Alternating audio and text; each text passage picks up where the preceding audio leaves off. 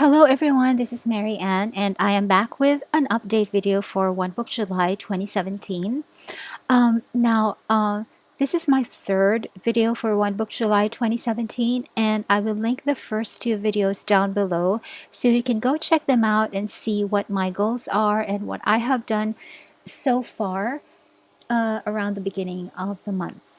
Now for the week of July 3 to 9, I was able to journal a lot. I was able to use journaling in order to clarify to myself what is it that I want to find out, how do I propose to find out these things that I want to find out, and whether or not the method that I am considering is feasible, doable, and whether the method that I'm going to be choosing will actually answer the questions that I have. I was able to write 44 journal pages for the week of July 3 to 9, figuring out all of these things. And journaling was really a big help. It's really me talking to myself and breaking down all of the details that I have to settle in my mind before I can proceed with my research. I'm going to show you what my hyperdexes for the week looked like so that you will know what actually happened during the week.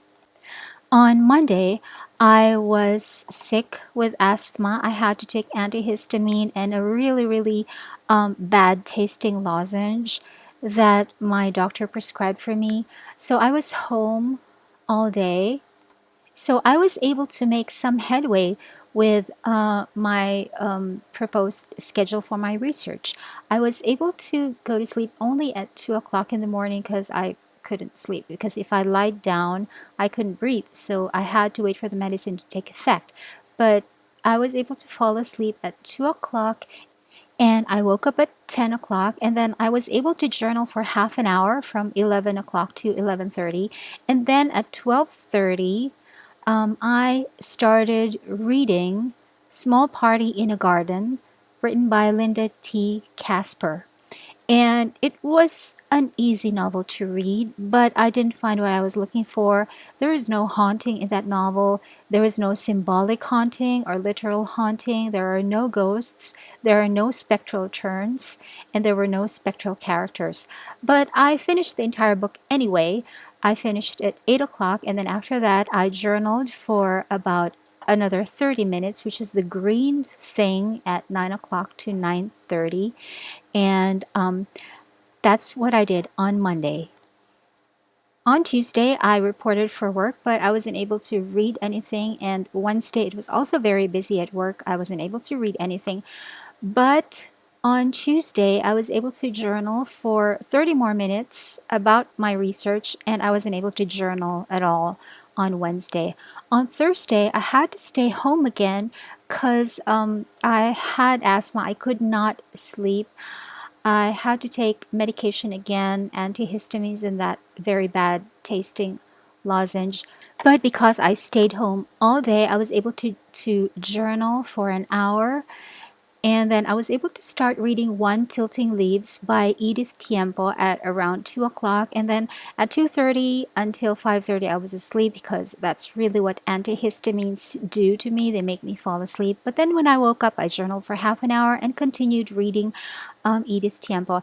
And I have to say, Edith Tiempo was where I found what I was looking for. I was working from this photocopy of One Tilting Leaves. This book has been published in 1995, but it's already out of print. Our library in school has it. So I had to have a photocopy so I can have it with me all the time, and so that I can also write on it and put markings on it and annotations on it. I found what I was looking for in this book.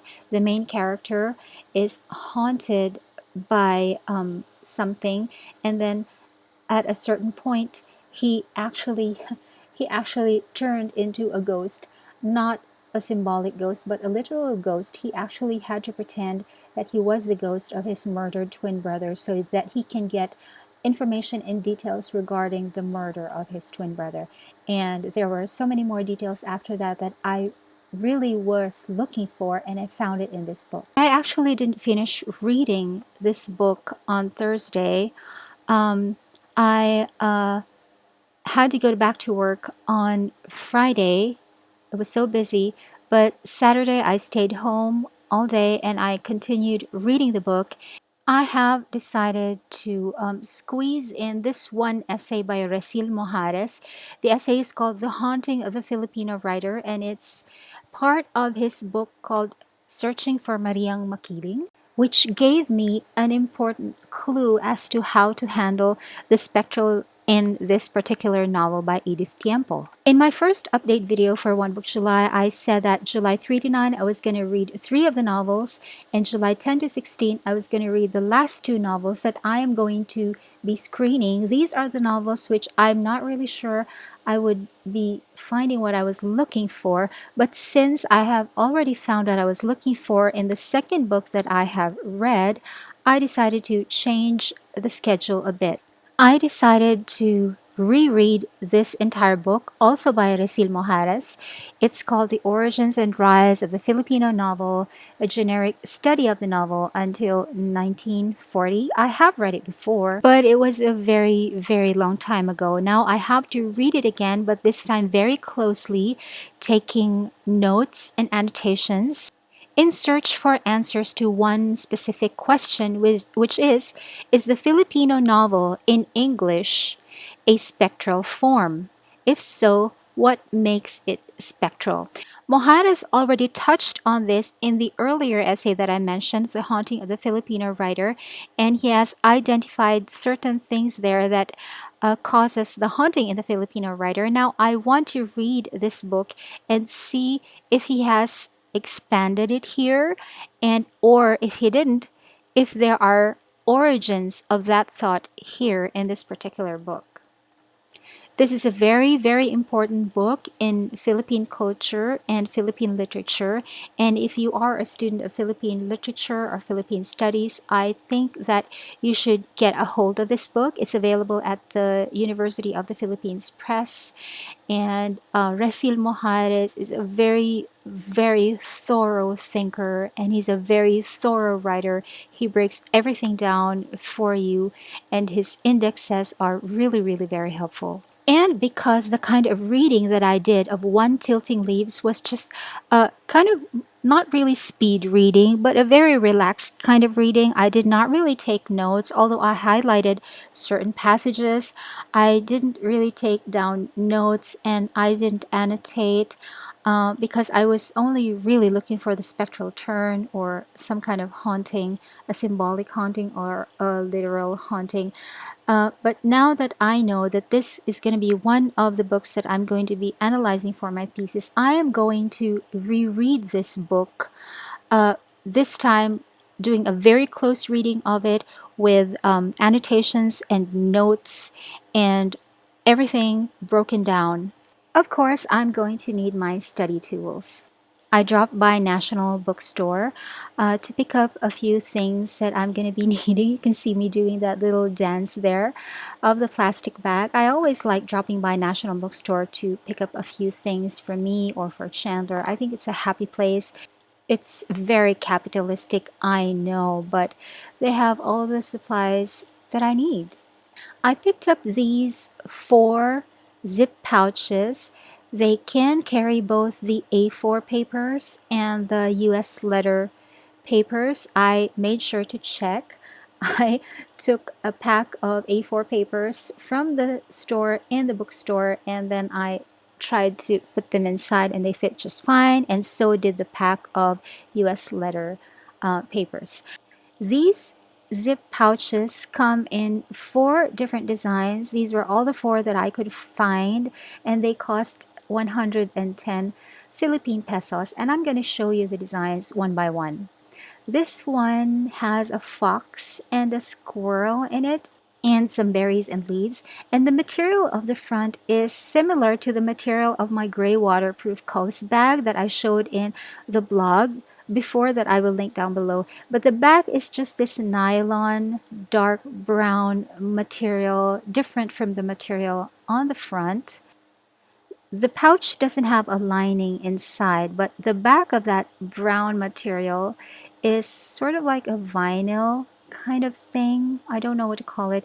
And the back of the printed part of the pouch, it has a sort of cloth-like thing. It's not a lining, it's just the material at the back of that printed material. The second design that I saw, obviously part of a set, is one with reindeers and a bird and flowers and leaves. I think it's very pretty.